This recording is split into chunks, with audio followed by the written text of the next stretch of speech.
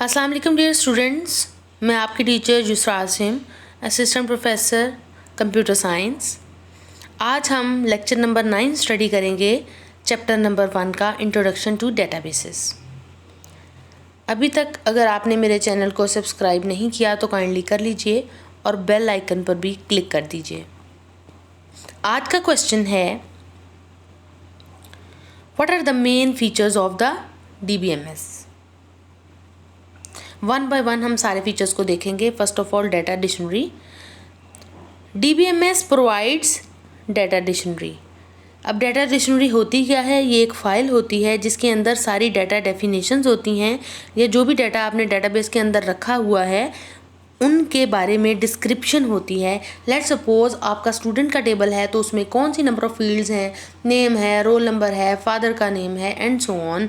और फिर नेम है तो उसकी डाटा टाइप क्या है? टेक्स्ट होगी। ठीक है, फ़ोन नंबर है तो उसकी डाटा टाइप क्या है? नंबर होगी एंड सो ऑन। तो डाटा टाइप्स हर फील्ड की बताई जाती हैं। फिर कौन सी प्राइमरी की है, कौन सी सेकेंडरी की है एंड सो ऑन। ये हम आगे फर्दर कीज़ की डिटेल में देखेंगे।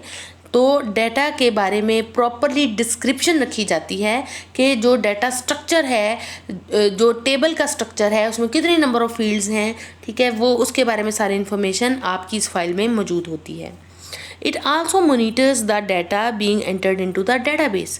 जब भी यूज़र जो है वो डाटा एंटर करता है डाटाबेस में, तो डाटा डिक्शनरी के अकॉर्डिंग इस चीज़ को इंश्योर किया जाता है कि डाटा डेफिनेशन रूल्स के अंडर ही डाटा एंटर हो।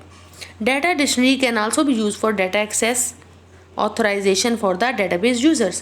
अब जिन लोगों को डेटाबेस को यूज़ करने के राइट्स दिए गए हैं, कुछ लोग रीड कर सकते हैं, कुछ लोग राइट कर सकते हैं, कुछ लोग रीड राइट दोनों कर सकते हैं, मॉडिफिकेशंस कर सकते हैं डेटाबेस में।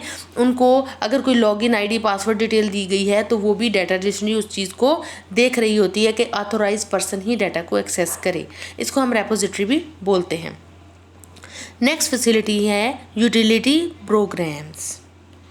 ये ख़ास टाइप के सॉफ्टवेयर प्रोग्राम्स होते हैं जो कि they are basically use to process the data of the databases and to maintain the databases. और इनमें से कुछ जो हैं वो डाटा के बैकअप के लिए और रिकवरी के लिए भी यूज़ किए जाते हैं। नेक्स्ट है क्यूरी लैंग्वेज। क्यूरी का मतलब क्या है? क्वेश्चन।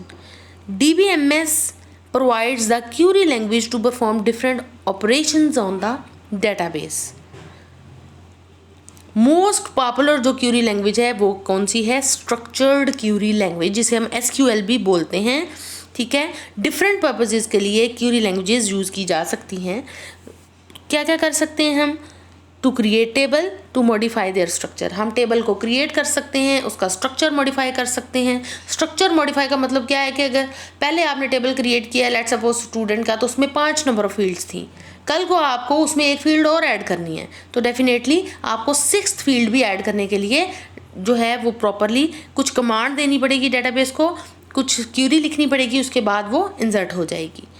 सिलेक्टेड रिकॉर्ड्स का डाटा हम एक्सट्रैक्ट कर सकते हैं, रिकॉर्ड्स को अपडेट कर सकते हैं, नए रिकॉर्ड्स का डाटा एंटर कर सकते हैं, डिलीट कर सकते हैं रिकॉर्ड्स को। तो मोस्ट कॉमनली यूज जो कमांड्स हैं कौन कौन सी हैं? Select, delete, create, modify, update and insert. Next feature of the DBMS में आता है report generator. Database management system report generator भी आपको प्रोवाइड करता है। और ये क्या होता है रिपोर्ट जनरेटर? ये एक ऐसा प्रोग्राम होता है that is use to generate the reports. ये डिफरेंट टेबल्स से डाटा गेट करता है और डिफरेंट फॉर्मेट्स में आपके यूज़र्स को डिस्प्ले करता है। User can format the report according to their own requirements. For this purpose report generator provide various options. Non-expert user can create very useful and attractive reports by using this facility। Non technical बंदे भी बहुत अच्छी reports generate कर सकते हैं depending upon this facility of the report generator. Report generator को हम report writer भी बोलते हैं। Next feature is access security. DBMS हमें एक्सेस सिक्योरिटी भी प्रोवाइड करता है। By using this feature DBMS can be protected from unauthorised access. ताकि सिर्फ ऑथोराइज यूज़र ही DBMS को एक्सेस कर सकें। और इस मकसद के लिए डेटाबेस एडमिनिस्ट्रेटर जो होता है वो डिफरेंट यूज़र को डिफरेंट राइट देता है। जिस तरह फॉर एग्जांपल हम एंड यूज़र हैं, हम बोर्ड की वेबसाइट से सिर्फ अपना जो है वो डाटा ही गेट कर सकते हैं रिज़ल्ट का, तो हम जस्ट रीड की हमारे पास ऑप्शन है, हम उसमें मॉडिफिकेशन नहीं कर सकते। तो हमें कौन से राइट्स मिले हुए हैं? हमें रीड के राइट्स मिले हुए हैं। नेक्स्ट फीचर है बैकअप एंड रिकवरी।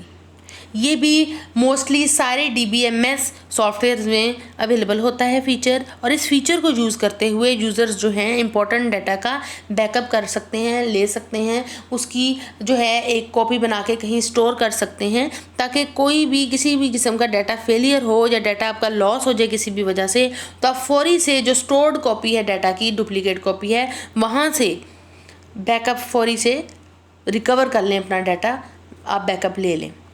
लेकिन इस सिलसिले में आपकी जो है वो स्टोर्ड कॉपी है जो बैकअप में आपने स्टोर की है वो टोटली अपडेटेड होनी चाहिए। Thank you so much. मुझे कमेंट सेक्शन में बताइएगा कि आपको आज की वीडियो कैसी लगी।